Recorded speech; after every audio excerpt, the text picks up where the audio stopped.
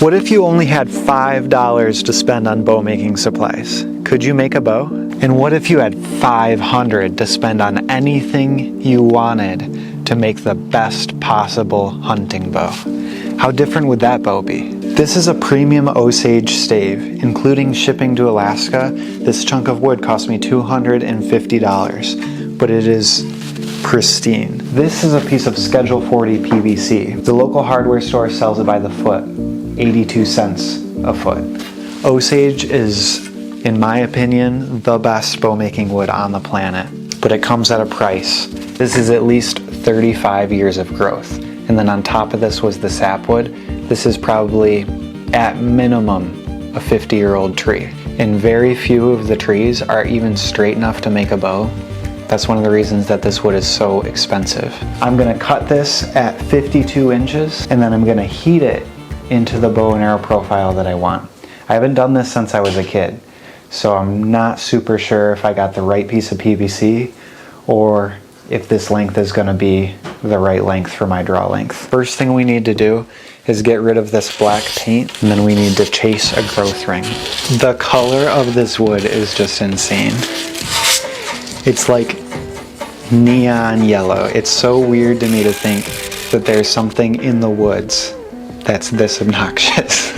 We got all that paint off, and it looks like the guy who treated this stave actually chased a growth ring for us, which saves us a ton of time. Totally worth the extra money. But now we need to lay out our design. We're gonna go for a 66-inch long recurve bow. And we want wide limbs, 1 3/4 inches wide. The limbs are wide, but the tips are narrow. And the reason that the tips are narrow is so that they can be as light as possible and also cause the least amount of air resistance. This will make a nice fast bow. Now all I need to do is remove all of this wood to get down to these lines. I'm using a Japanese pole saw and a splitting wedge to take chunks of wood off as big as possible. I was hoping that if I took off really big chunks, I might be able to make a bow out of these pieces later. But it ended up being too dangerous because I was risking breaking the entire piece of wood. And then I would end up with 0 bows. Once the big pieces were removed, I switched to a razor sharp draw knife, and this is where Osage Orange really shines.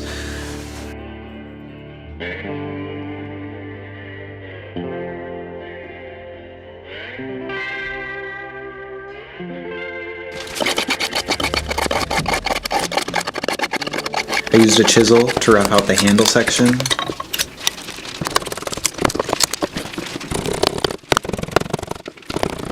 And finished off the side profile with that same draw knife.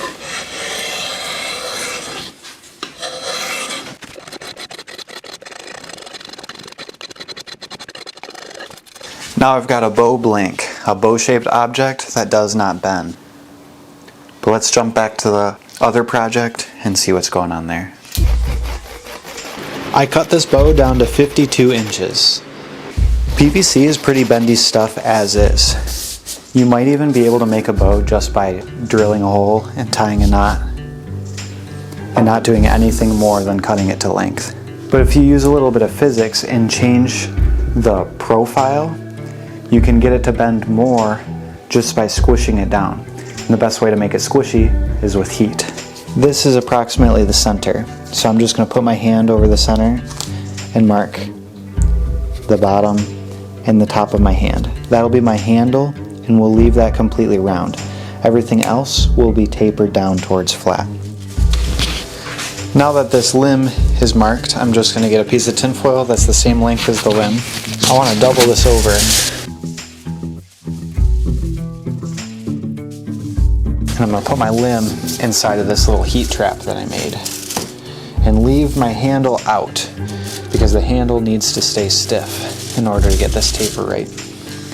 I'm doing this all off of memory. The last time I've done this, I was probably 15 years old. Heat softens PVC. It's a type of plastic. And I'll know it's hot enough when I lift it up and it's bendy like a noodle. It'd probably stick to your teeth too, al dente.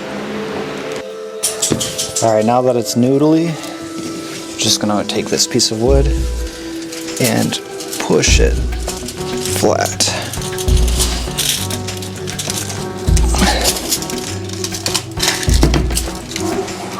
That looks pretty good. Nice even taper down to flat as a pancake. Still a little bit hot. I'll put this back on top and go grab a wet rag to cool it down with.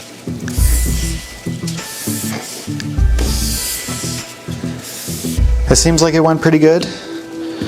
Plenty bendy. And that taper kind of does the same thing as tillering does when I'm making a wooden bow. It'll bend more towards the tip than towards the handle and give us a nice elliptical shaped bend. I'm pretty happy with that. Now I need to do the other side exactly the same way.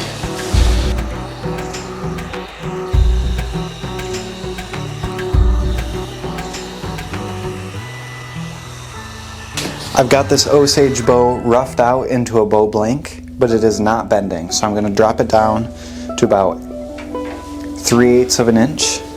Now is when precision matters. And I'm going to use a rasp. The reason I'm using a rasp is because it's the most precise tool I have access to.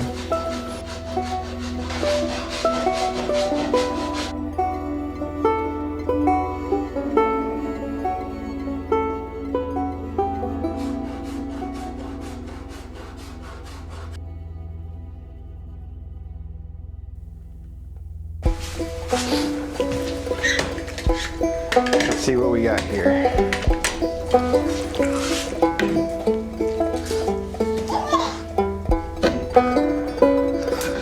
Feels like it's bending a lot right in there.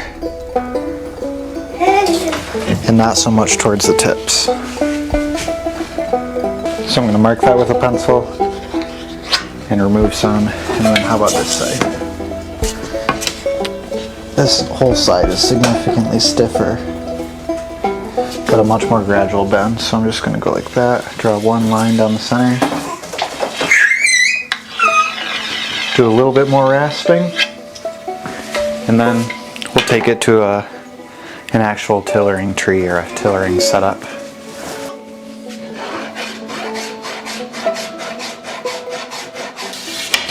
Now that it's bending a little bit, relatively evenly, I've actually chased a growth ring on the belly side of the bow as well, and that's to help it not split as I steam bend it or heat bend it.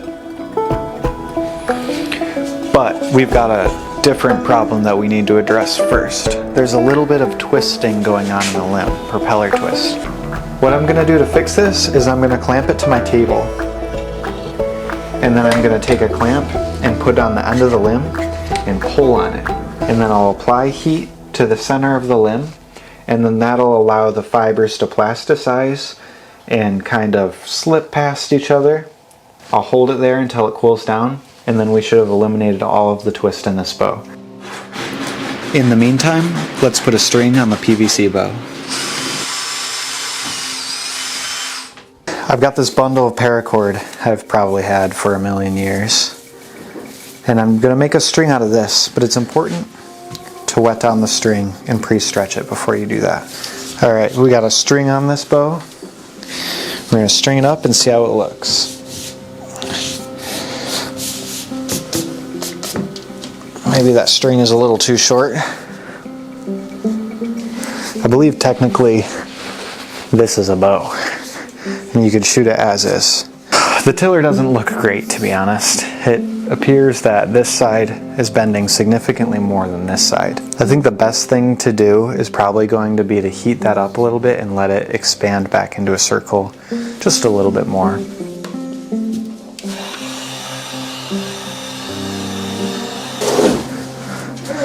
Not too bad. Feels about 20 pounds. Just plenty for small game hunting. I'm thinking about spray painting this just to make it a little bit cooler. Got an olive drab green color that matches the string nice, and then satin black. So I'm gonna do a green bow with a fade to black in the tips. And I'll spray that outside just so we don't get fumes in the house.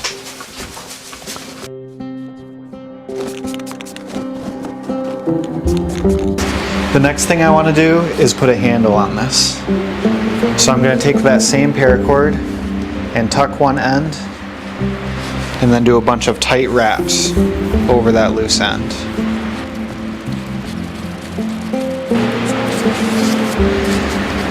Now to finish this, I'm going to take a big loop, a big section of slack, and then I'm going to go over here and wrap around in the center of this loop about a half a dozen times. And then when I unwrap these, I'll be wrapping over the tag end. It doesn't bend perfectly symmetrical. Maybe if I made a jig, it would have been a little bit better. However, a bow shoots smoother with a positive tiller, meaning the top limb bending slightly more than the bottom limb. So I'm just going to choose this to be my top limb. I've got a nice handle wrap. I'll trim that string, and then this bow is ready to shoot.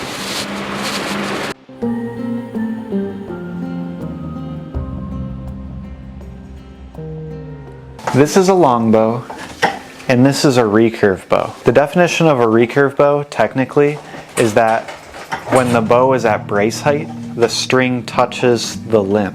A recurve bow has a smoother draw curve because it has a lower string angle at full draw. If I was to draw this back to 28 inches, the angle between the limb and the string nears 90 degrees. But because this one is curled, as I draw it back, it comes uncurled, and then you end up with a much lower angle, which reduces stack. And stack is when, at the end of your draw length, the bow gets infinitely harder to pull the further you go back. However, a long bow, because of the extra length and because there's no side-to-side wiggle that's introduced by having this extra curve, a long bow is more accurate and smoother to shoot. I think recurves are very pretty, but I think that long bows are more fun to shoot. With this bow, my goal is smoothness. I want the smoothest shooting bow I've ever made, and I want it to be super accurate. So instead of going for a full recurve, I'm going to go for more of a reflex, kind of like this bow here.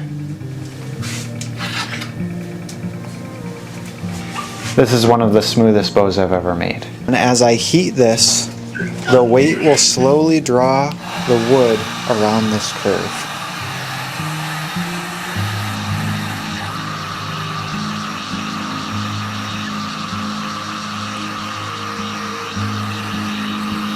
All right, let's see what we got.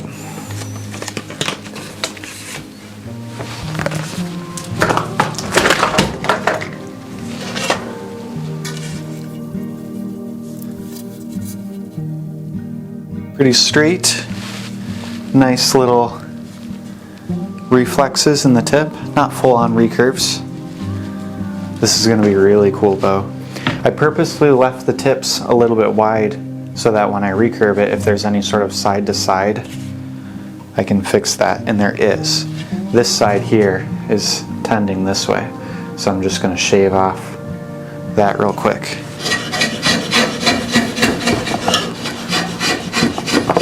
I'm going to put some simple string grooves on here and start the tillering process. Tillering is a word that's used in the bow building world to mean bend. When I'm tillering it on the tillering tree, I'm bending it. And then as I see problems, I'm fixing them. It's a very simple process, but it's something that you have to develop an eye for over time. When I started tillering, I was very bad at it. I ended up with all kinds of hinges and stiff spots and just a really uneven arc. And as I've gotten better, I've gotten faster at it, and I end up with a much smoother bending bow, which ends up being a better shooting bow, one that'll last longer, a faster bow, and I'm able to hit a target draw weight, which before I would just keep bending it until I got a nice smooth bend, and I typically end up with a much lower draw weight than I originally intended. Just like anything else, the more you practice, the better you get.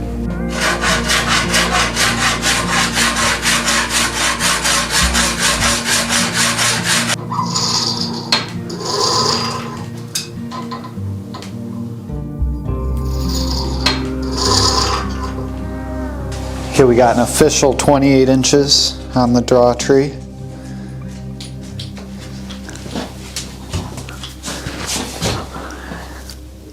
It's very smooth. However, I was originally planning on this side to be the top part of the bow.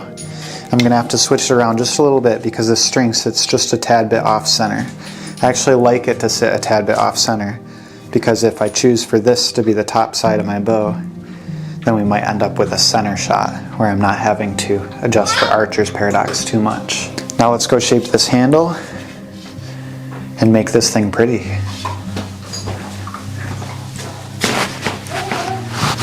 Now that I've got it tillered and the handle shaped, I'm just going to thin down these limbs before we put any accessories on the bow.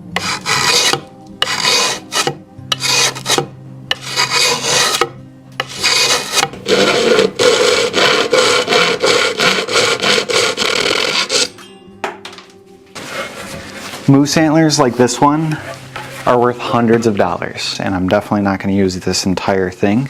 So I actually have to cut up a very valuable antler in order to get horn nocks and an arrow rest on this bow.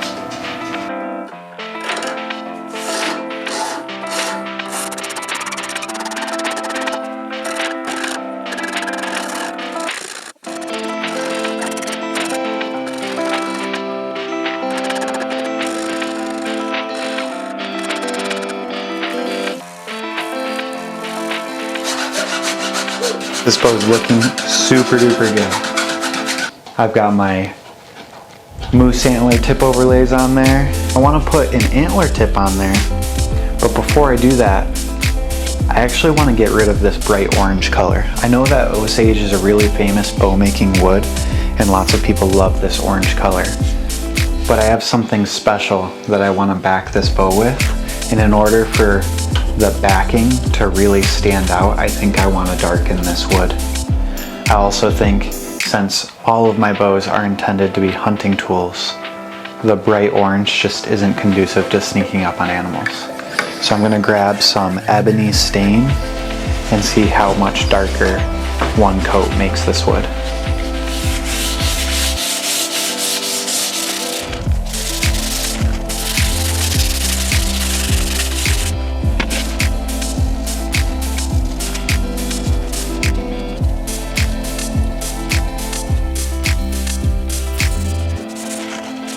The stain did a ton more than I thought. It really made the grain stand out. This bow looks super sick. The yellow color kind of blended with a cool black, so it looks a little bit green, but I think for the backing that I want to use, that green tint is actually going to be really, really nice. I'm not sure if I'll do one more coat or not. We'll let this dry and see. But check out the green on this wood. It looks insane.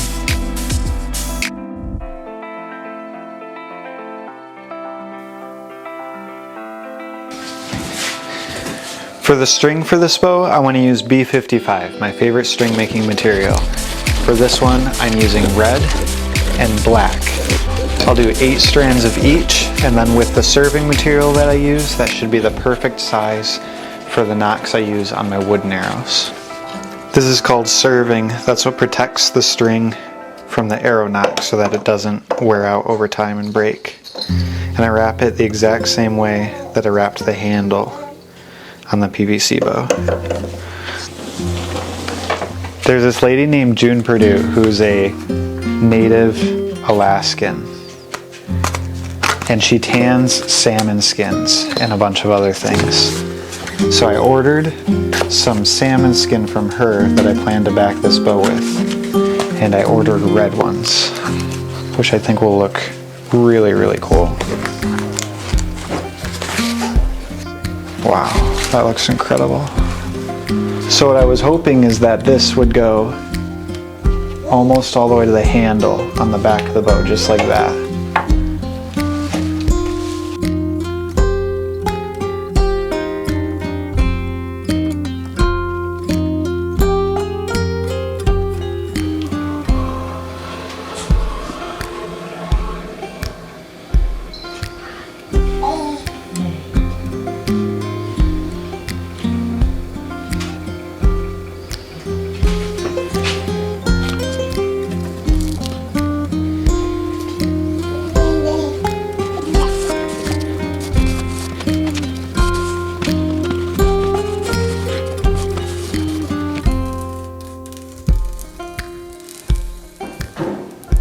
also like an arrow rest on my bows, but I don't like cutting into the wood because I think it weakens the handle too much.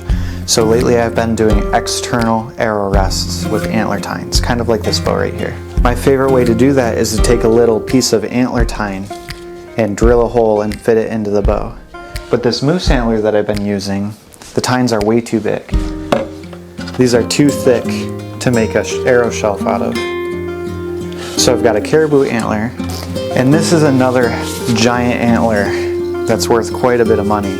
And I hate to cut them up, but I'm trying to make the best bows I can possibly make. So using these resources is the best way to do that. And this little tine right there, I think is going to make a perfect arrow shelf for this bow.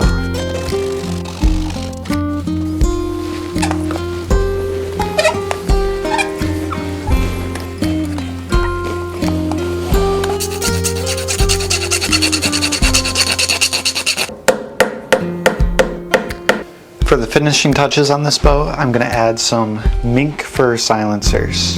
Mink is a very waterproof fur, super duper soft, and I think the dark color is going to go perfectly with this bow.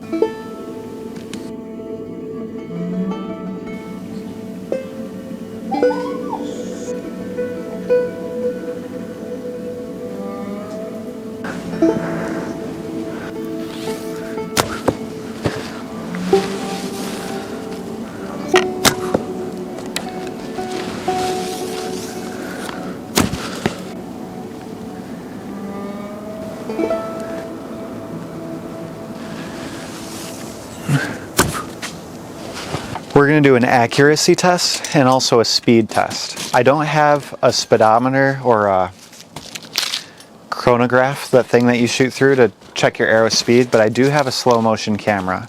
So I'm just going to play the footage side by side and see if we can tell which arrow flies faster. I'm also going to do an accuracy test. That target right there is 15 yards from my front porch. I'm going to shoot a group of 5 out of each bow and see which one I'm more consistent with, meaning a tighter group, and which one I'm more accurate with, which would be closer to the center of the kill zone. The only shot that matters for that test is the first one. Let's start with the PVC bow. Here's the first shot with the PVC bow. Just low of the kill zone. I'll shoot the rest of them and see how tight that group is. Oop.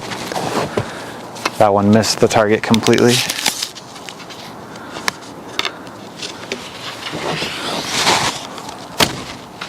Wow, that one flew way left, and I don't think that it was my fault. All right, that was terrible. Let's go look. Like I said when I was designing the wooden bow, stack is a real problem. So because of the design of the PVC bow, if I draw slightly different, the poundage is so vastly different that my arrows are flying way up and down. As far as the side-to-side movement, that could be because I'm shooting off of my hand. I think shooting off of an arrow rest is much more consistent and more accurate. However, my first shot was actually pretty good.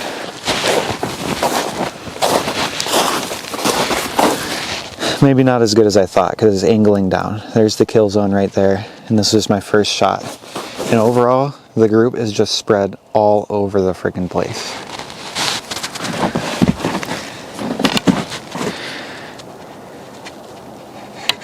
Okay, first shot with the Osage Bow.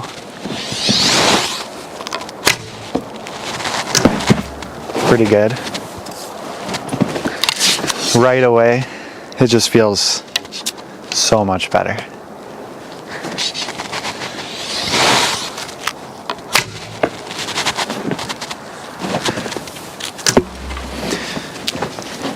I'm getting a little bit more archer's paradox out of this bow, meaning I'm missing further to the left. But my grouping so far is pretty good. The bow shoots super duper smooth. I think there's going to be a little bit of an adjustment period learning a new bow. There always is.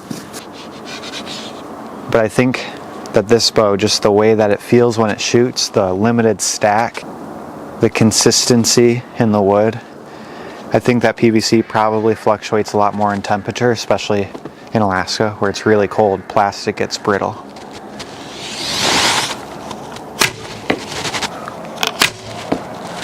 All right, pretty good group. A little bit far left, but let's go check that out.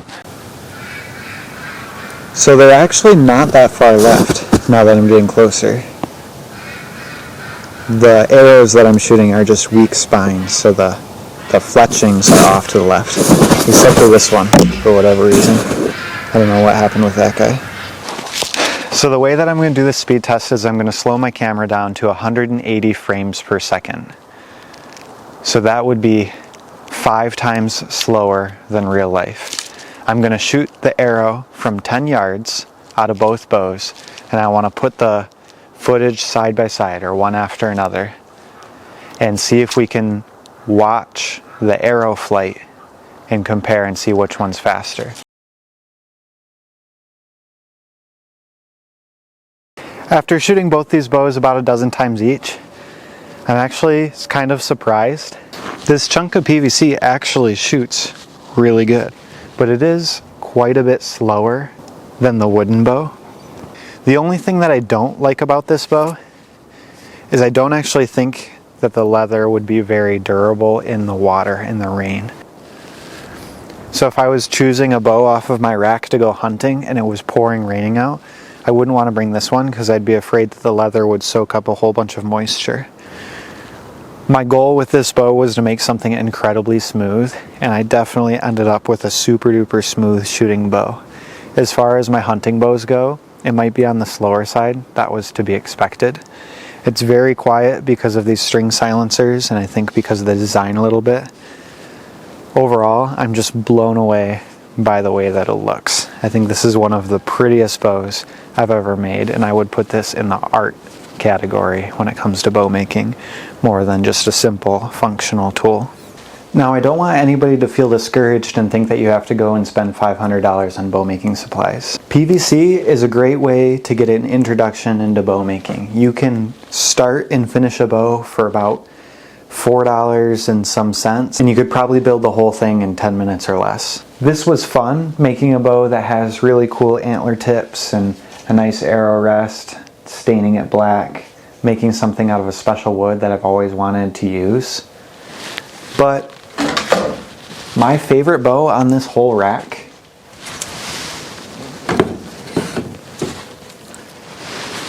is this birch longbow that I cut down in my backyard. It only took me 2, maybe 2.5 days to build.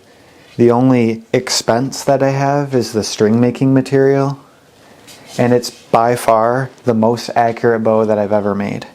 So if you want to get into bow making, don't be discouraged and think that you have to go spend a whole bunch of money. But if I'm comparing a $5 PVC bow versus a $500 Osage antlers and fish skin and really nice string bow, obviously the Osage is going to be a clear winner. I've got a whole playlist. Every bow on this rack has a video on my channel where I went out and built something, and most of them I hunted with at the end of the video. So make sure you check out some of my other videos, and I'll see you in the next one.